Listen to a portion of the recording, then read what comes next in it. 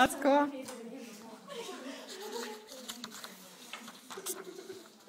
Was that hard to do? It was just one of the templates on my Mac, so I was like, oh, okay. Oh, got I it? like pictures. So, Alright, most of you guys know me. I'm Ashley Nicole Butcher. The same middle name as Megan, if you guys know. I know like 5 of my really close friends have the same last name, so that's kind of why I put it up there. Anyway, I put this because I really love the pictures, because I love the beach, and I love like all outdoor kind of things. I love being outdoors. I hate being put up in a classroom or in my house. I just don't like it. The purpose of my speech is to kind of teach you guys more about me, and maybe you guys can relate to me and you realize that maybe I can relate to you a little bit more than you think. Okay, how many of you guys remember a time when you were really, really little, when it's like only one memory you remember from like, what, 3, 4 years old, but it's like stuck with you since then? Oh, yeah. Well, I have one that's kind of made me like competitive and kind of revengeous to my siblings to today. When I was 3 years old, I lived in New York, and I was in love with gymnastics, and so we had a cheese mat, which you guys don't know what it is, kind of like gymnastics mat, and my parents never let us play sports in the house, because we're always breaking things, throwing against the TVs, you know, the fun stuff. And I had a 1-year-old little brother, my little brother Sean, so my mom was always watching him upstairs, so we'd go in the basement, you know, do all the things she didn't like us doing. So we would play football downstairs. The only time in my life I ever played football, but I loved it. And so it was me, my older brother, and my older sister, and we would always go on the cheese mat whenever we got a touchdown. And so I had the ball. I was really excited because I was the youngest one down there, and I finally got a touchdown the first time. My brother tackled me right on the edge at the very top of the cheese mat, and there's right next to a wall.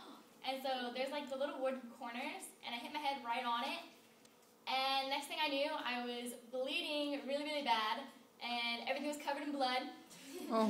And the only thing I could think of at that time was how to get back at my brother and to get off the cheese mat because we weren't allowed on it. So my mom came down, she's like all thinking, I'm like thinking of the worst thing I could do. Oh, I ran and I fell and John hit me.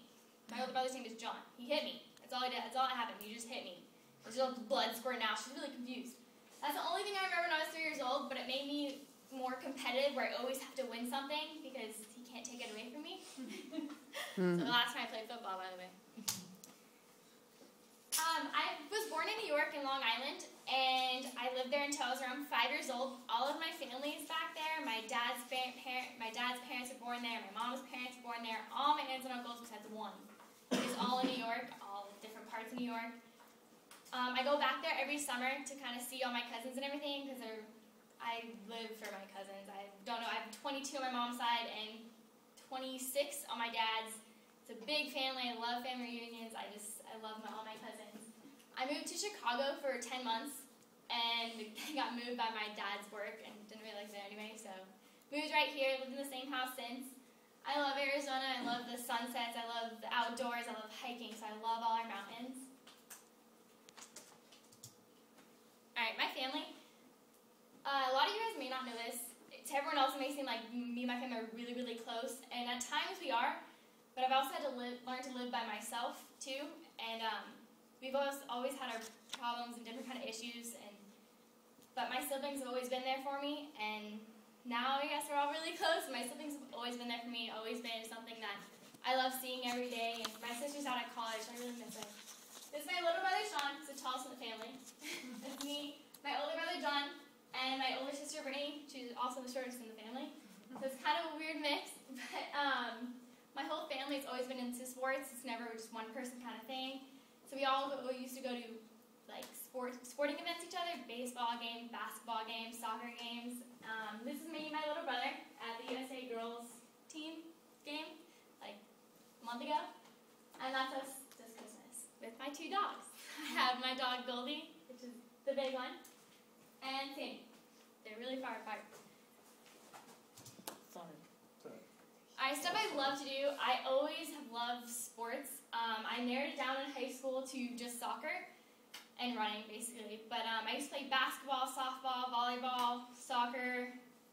I ran every day. You can count that as a sport. I've never run track or anything. But I just love playing sports. I always loved doing something. But I definitely narrowed it down to soccer because it's my favorite thing to do. Kept me most in shape. Had most fun with the team.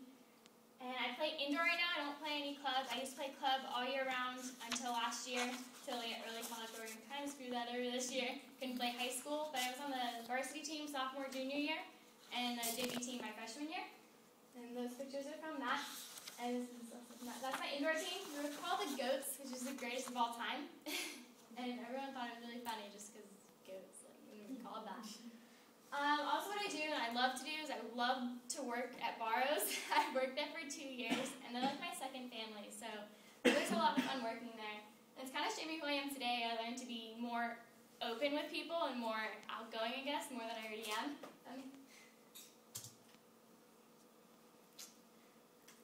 What I believe is something that I kind of only learned this year, but if you don't believe in yourself and what you want to do in life, no one else will. And I've definitely learned to do things for myself and for myself only.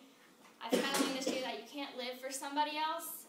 I kind of have a story where, not really a story, but more of a moral of my life where my parents have always wanted me to do it their way, this sport because we think you're good at this, but I always went against it because I hate being told, you need to do this, you need to do that. And I just got to a point this year where it's like, I want to live for myself and what I want to do in my life. And I definitely separated myself from a few friends deciding what I want to do.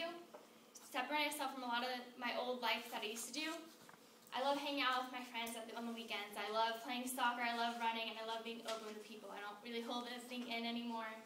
But I definitely learned to live my life for me.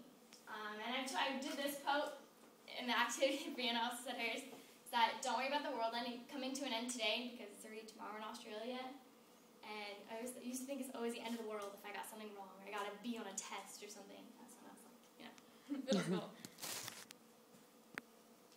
My goals in life, up till now I went to Cactus Shadows High School. It's kind of what I've always been there for 4 years. I have always wanted to be a nurse. I'm hoping to go to NAU to be pre-med and then go to medical school to become a nurse. I'm thinking an anesthesiologist nurse, not really quite sure yet.